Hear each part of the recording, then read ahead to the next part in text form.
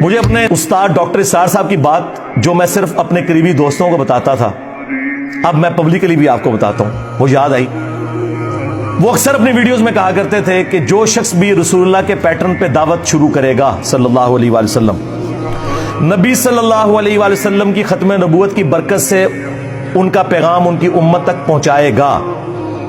اس شخص کو ان تمام حالات و واقعات سے گزرنا پڑے گا جن سے رسول اللہ کو گزرنا پڑا صلی اللہ علیہ وآلہ وسلم۔ اگر اس وقت عبداللہ ابن ابی منافق تھا نا، تو ہماری اس دعوت میں بھی عبداللہ ابن ابی کی طرح کے منافقین آئیں گے۔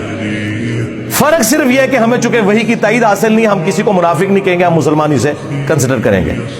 مر جائیں گے جنازہ بھی پڑھیں گے، دعا بھی کریں گے ان کے لیے۔ اگر رسول اللہ کے مقابلے پہ ابو جہل تھا، ہمارے مقابلے پہ بھی ابو جہل آئیں گے۔ اگر رسول اللہ کے ساتھیوں میں دلیر لوگ تھے، ہمارے سٹوڈنٹس میں بھی نبی صلی اللہ علیہ وآلہ وسلم کی ختم نبوت کے مجاہد دلیر موجود ہوں گے۔ اگر وہاں پہ کوئی کمزور لوگ تھے تو یہاں پہ بھی موجود ہوں گے۔ وہ سارے کے سارے حالات و واقعات وہ آپ کو یہاں پہ نظر آئیں گے۔ میں تو پریکٹیکلی وہ ساری کی ساری دعوت جو ہے نا، وہ عمر سیریز میں جو انہوں نے فلمائی ہے،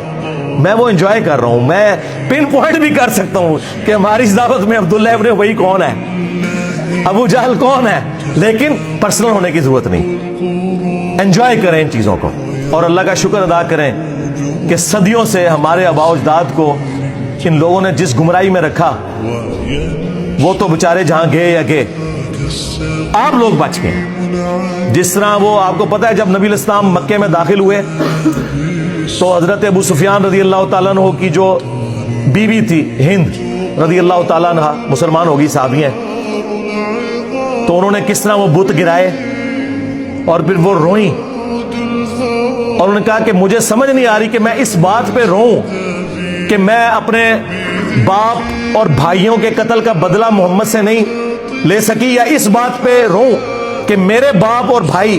نبی صلی اللہ علیہ وسلم کی مخالفت کرنے کی وجہ سے جہنم کی آگ میں جل رہے ہیں۔ اس وقت تو حق کھل گیا ان پہ، لیکن اس سے پہلے وہ نبی صلی اللہ علیہ وسلم کی دشمنی میں آپ سے بدلہ لینے کے لیے اپنے باپ اور بھائیوں کا تیار بیٹھی تھی۔ اللہ نے قسمت بدل دی۔ آپ بھی ان کی طرح اس چیز پر خوش ہو کہ ہمارے آباء و اجداد جہاں بھی گئے وہ اللہ کے سپرد، لیکن کم از کم اللہ تعالیٰ نے ہمیں اور ہماری آنے والی نسلوں کو اس شخص کے ساتھ جوڑ دیا جس کی قبر مدینے میں ہے صلی اللہ علیہ وآلہ وسلم۔